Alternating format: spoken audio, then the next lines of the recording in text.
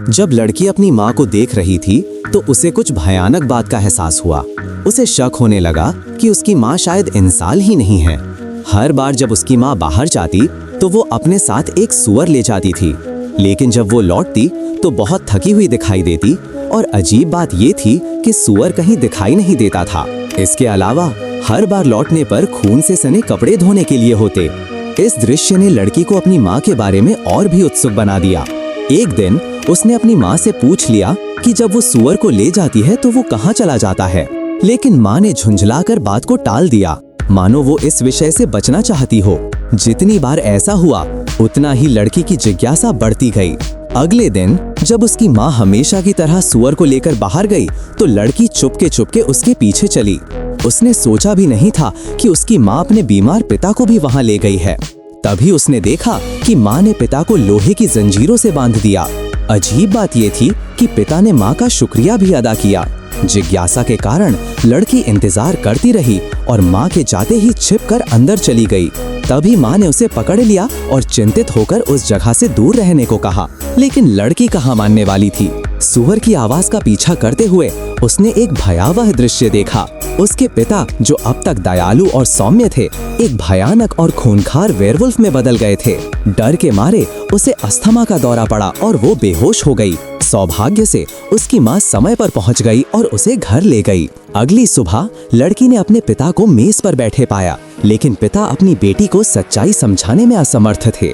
ताकि शाओमे पर बचपन का बोझ ना रहे, उसके दादा ने उसे चुपचाप कहीं और ले जाने का निर्णय लिया। लेकिन जब माँ को पता चला तो उसने दादा को भी धक्का दे दिया और सारा दोष उन्हीं पर मढ़ दिया। ये सब देखकर दादा ने इस मामले में और दखल ना देने का निश्चय किया, लेकिन छुपाने से सच्चाई मिट नहीं सकती थी। आखिरकार पिता ने अपनी बेटी की शंकाओं को दूर करने का निर्णय लिया। अगले दिन वो उसे जंगल में ले गए और उस महल में ले जाकर वो राज बताया जिसके बारे में पहले कभी किसी ने नहीं बताया था। दरअसल उनके परिवार पर एक भयानक श्राप था। हर पूर्णिमा की रात परिवार के पुरुष वेयरवुल्फ में बदल जाते थे। इसी कारण पिता को महल में जंजीरों से बांधना पड़ता था, क्योंकि वेयरवुल्फ बनने के बाद वो एक खूनी दरिंदे में तब्दील हो जाते थे। यही वजह थी कि उसकी माँ हर पूर्णिमा को एक सुअर ले जाती थी ताकि उस जानवर की प्यास कुछ कम हो सके। पिता ने कहा कि वो कभी छोड़कर जाना चाहता था, लेकिन उसकी पत्नी और बेटी ही उसका सब कुछ थी। भले ही वो राक्षस बन जाए, वो परिवार के साथ रहना चाहता था। ये जानने के बाद शाओमी को पिता की मजबूरी समझ में आई, लेकिन खुशी ज्यादा देर टिक नहीं पाई। एक दिन उनके सुअर भाग गए और माँ को मजबूरन पिता को फिर से महल में ले जाकर उनकी गर्दन को जंजीर से कसकर बांधना पड़ा।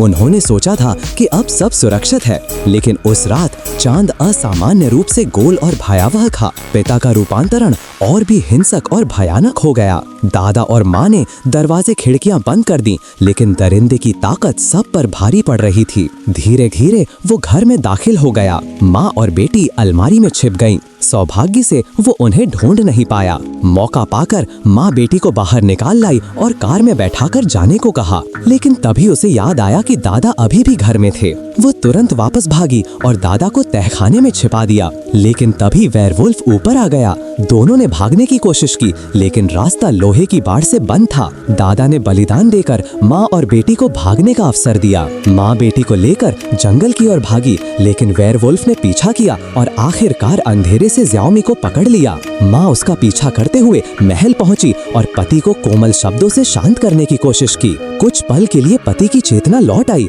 और उसने हमला नहीं किया, लेकिन श्राप की ताकत भारी थी। अगले ही क्षण जानवर ने अपना स्वभाव फिर से पा लिया और उसने पत्नी को जमीन पर पटक दिया।